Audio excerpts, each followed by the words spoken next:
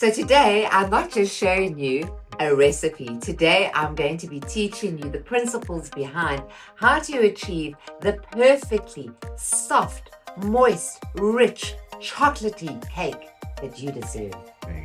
Hello, gorgeous humans. My name is Vanessa Jarvis-Findlay, and I am a multi-award-winning vegan chef and restaurateur, and also the author of this incredible cookbook. And for those who haven't met my kitchen soulmate and sous chef, we've got Saza with me this afternoon. And without further ado, let's get right into it. We are going to be preparing the buttermilk, and how we do that is we take a little bit of acid, like a apple cider vinegar or lemon juice, or even just plain white vinegar if you're in a pinch, and we add it to the plant milk. Today we are using soy milk, but you could use almond or oat, whatever floats your boat. We're going to leave this to curdle for about 5 minutes, and then in the meantime we're going to sift together all our dry ingredients. So why we sift our dry ingredients together is because sometimes we can get clumps of some of the flour or the cocoa, and then it doesn't create for a smooth consistency when we're creating the cake. So we'll start with the cake flour. We'll put it through the sieve. There you go, Zaz. Can you manage? Shall I do it? Okay, we'll put it through the sieve. Adding in the cocoa. In it goes. Our raising agents, bicarb soda and baking powder.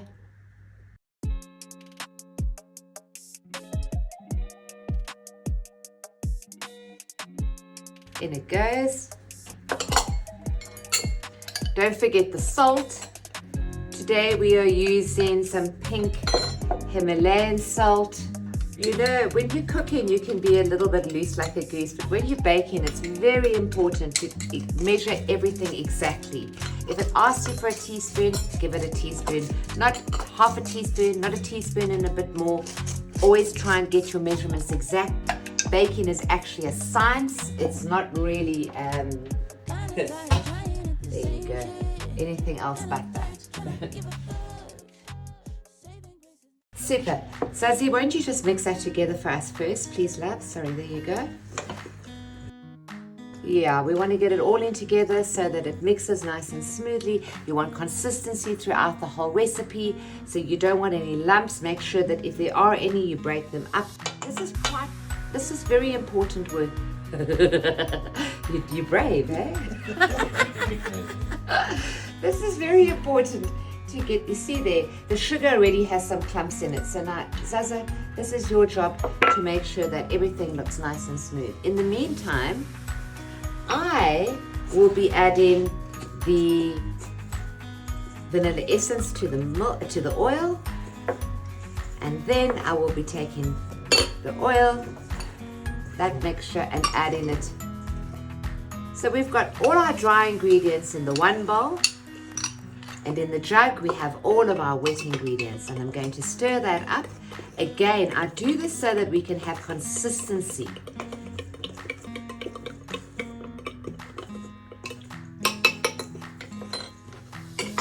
The next step is super important. Now we need everybody to really be gentle with what they're going to have here. We're going to slowly add the wet ingredients to the dry ingredients, and then I'm going to fold. And the technique fold basically means, if for instance you had your laundry and you were folding your laundry, you would fold it in this way. If you're mixing, you'll mix that way. So folding and also baking, it has very, very specific terminology. So if you stick to the terminology that it uses, you won't go wrong. So we're going to fold the wet into the dry.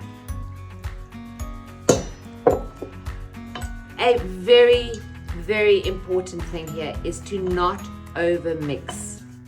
If we over mix, it won't rise as high as we want the mixture to rise. So literally I'm just going to be folding until my dry ingredients are covered by the wet. Not going to be too much. There you go, I'm stopping. There's still a few little, you can still see a little bit of dry ingredients, but it won't be for long because the wet will actually absorb the dry. So the most important thing is not to over mix here. Right, so as I put them in,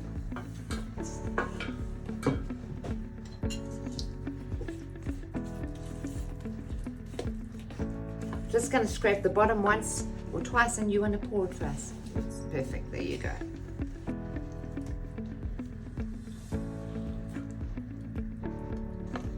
Half in each pan.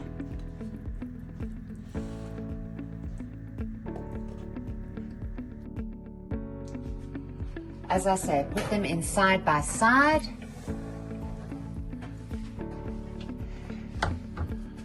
Another chef's tip here is don't make a lot of noise once you've got them in the oven. Don't bang, don't jump around, don't move it, and don't take a sneak peek. That's what you've got an oven light for.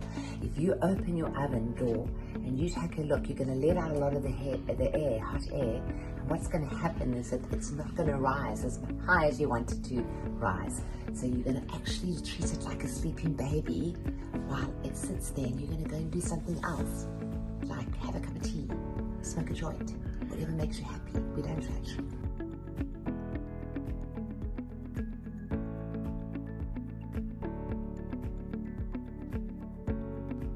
The timer has gone off, but how do you know? How do you really know that that cake is ready?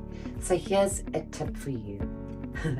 This is a long toothpick, and this is what I use to insert into the middle of the cake when I think the timer it might be ready and the timer has gone off. And what I do is I insert it right into the middle of the cake, and then I remove it. And if it comes out clean, that means the cake is ready. But if it comes out a bit wet, that means it needs a little bit longer to go. And depending on the amount of cake that is attached to this stick, it will determine how much longer it needs to go. So let me show you what I'm doing. I'm opening quickly. I'm not putting my head in there because my glasses are going to steam up, obviously. But there we go. I'm going to just put it in the middle. Take it out. Can you see that there's still a little bit of crumb on there? To me, that tells me another minute maximum. But if I pulled it out and it had quite a lot of the batter on it, then I would know that it's definitely still got a long time to go, and I would judge it like that. So now, because I've got quite a lot of experience, I know that's about a minute, and then I'll pull them out, pop them onto the table. I'll leave them out to get cold for about 5 minutes, and then I will tip them over onto a cake stand, a drying cake stand. I'll show you what that is in a minute. It smells like heaven.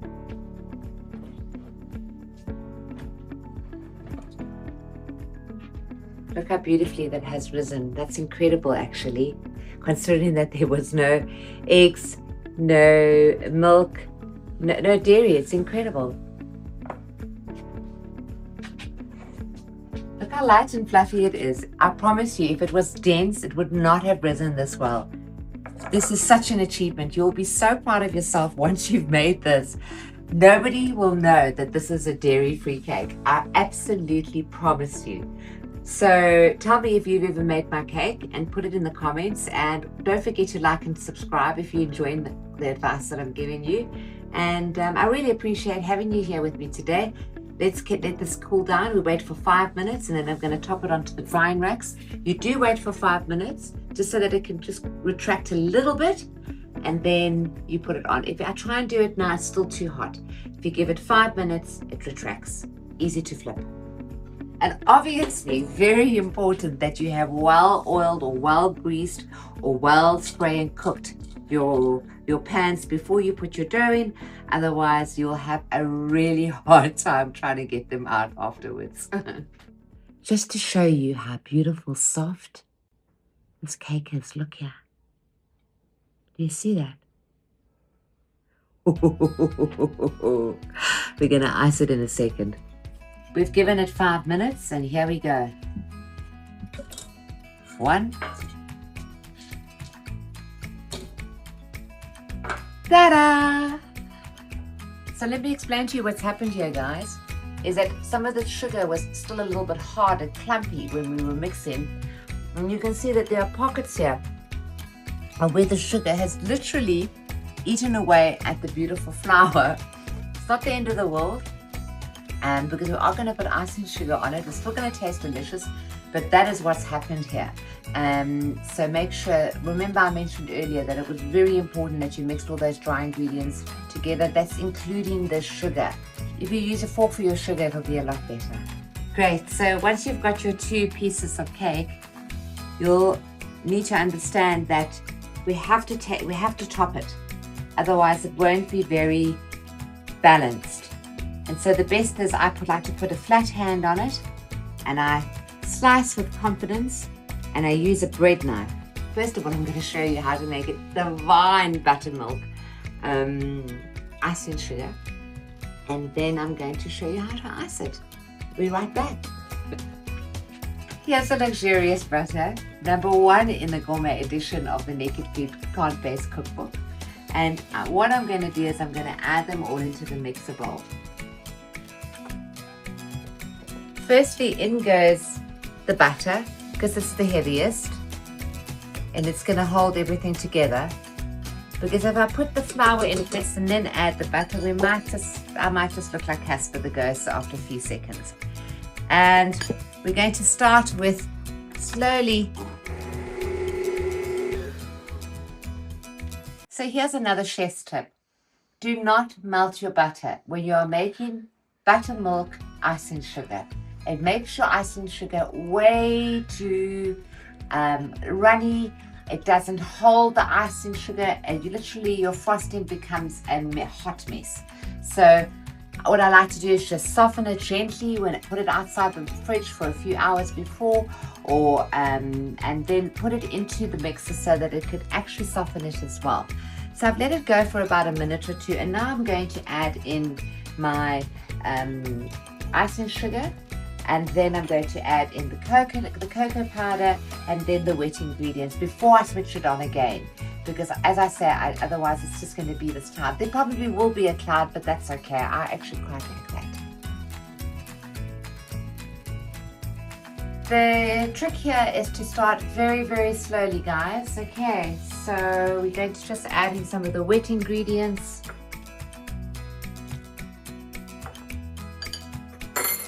In goes the icing sugar, cocoa powder, all of them at the same time. And then, gosh, it's so easy for some of it to get left behind. Even though I did the stirring, can you see that there were still some clumps at the bottom? So they're quite brave clumps. You really have to dislodge them. And be quite conscientious about this, because it makes all the difference between good cooking and brilliant cooking. In it goes. Drop more. And before I actually start the whole machine again, I'm going to take my fork and just mix it in together, because if we don't do that, we might have whole lot of cocoa powder and icing sugar in my hair and all over my beloved husband, who is today being the cameraman. Thank you, darling. He's actually always the cameraman. He's always the cameraman for the longs, and I'm the camera woman for the shorts. But as you can see, I've helped it along so that it's not all going to go flying everywhere and we lose half of our ingredients. So in it goes on. Let me tell you, cocoa powder neat is not that great. Turn it on and we start slowly. After a few seconds, it's time to assess. Do we need to? Okay, so have a look here. We definitely need to add a little bit more milk because it's crumbling. It's telling me that it needs moisture. Look how gorgeous this is looking. It is that beautiful silky consistency. It looks like chocolate mousse. When it starts looking like chocolate mousse and it's glossy, you know it's ready to go. And again, I get to eat this part. This is my favorite part. Okay, I'll be back after I finish this. Let me introduce you to your new best friend in the kitchen when it comes to icing a cake. Oh, behold, the great turntable. That's exactly what it is. And you need it to be able to go around so that when you're icing, you can have some consistency. And a slap on. Look how beautiful this icing looks. Looks so indulgent and luxurious, and yes, please. Right. Now I'm just going to spread it a little bit further.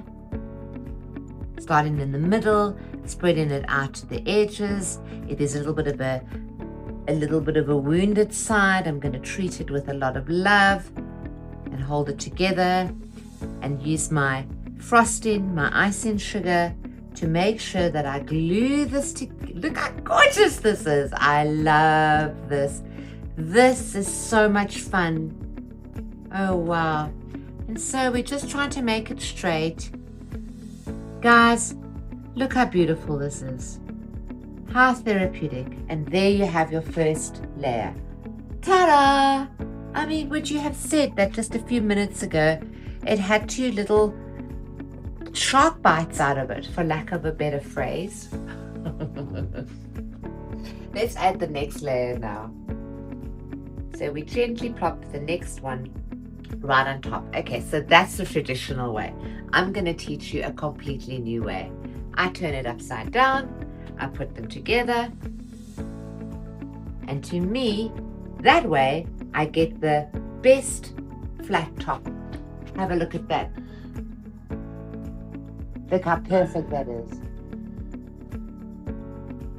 It looks absolutely gorgeous. And now we are going to start by icing our beautiful cake. Again, we put the majority of it on right on the top and we start spreading.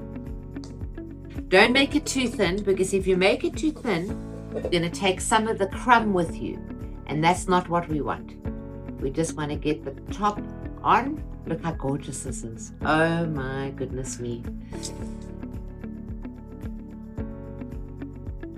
We've now made this really nice and heavy on the top. And now we're going to have some fun. So slowly but surely I'm going to manipulate it all the way around. And slowly I'm going to start coming down. Slowly. And as you see why you need one of these turntables. Because as I'm moving around, so I am able to ice. I'm not stuck in the same position. And I'm taking what's on the top and I'm gently putting it around. You'll notice that I'm not doing both layers of the cake at the same time. Slowly, slowly, we catch the monkey. And honestly, there are lots of techniques out there, but I want to give you guys a technique that you can just pick up this afternoon, and by tonight you've baked your cake, and tomorrow morning you are wishing your beloved a happy birthday when they open their eyes and you've just made this cake yourself. So sure, there's lots of techniques, but now I'm going a little bit lower, and so I'm spreading it just a little bit. If there's a bit of short somewhere, I'm going to the top. I'm sneaking the top of it down. And so really, you've got to do this with a lot of love and patience, and not expect it to be perfect, because there's no such thing as perfection unless you've gone and studied for it. But right now, you're just on my YouTube channel in my home in Clarence, and I'm just quickly teaching you how to make a rather respectable, dairy-free, moist chocolate cake.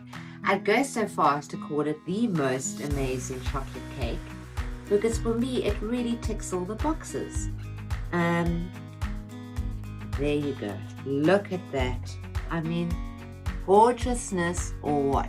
I'm coming back onto the top. I'm gently putting my knife over it, and notice how I'm gently turning my turntable. And as I gently turn it, I'm smoothing it out. And why this has been such a success is because I got the consistency of that frosting perfectly. And you guys all saw how I did it. You can do this now yourselves at home. And then how you want to decorate it on top is completely up to you. That's where, if it's a birthday cake or if it's an anniversary cake or if it's just a I love me, it's a Tuesday afternoon cake. Look how gorgeous that is.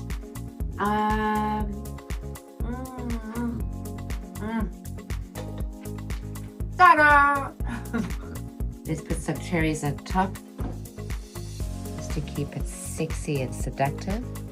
And time for me to cut this gorgeous cake so you can see how lovely it looks inside.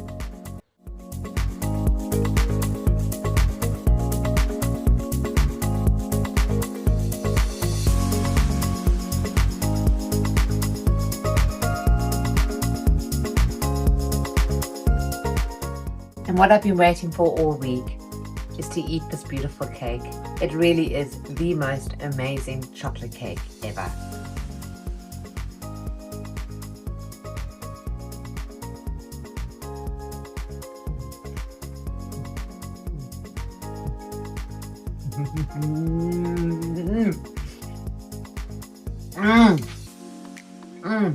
Hey, darling.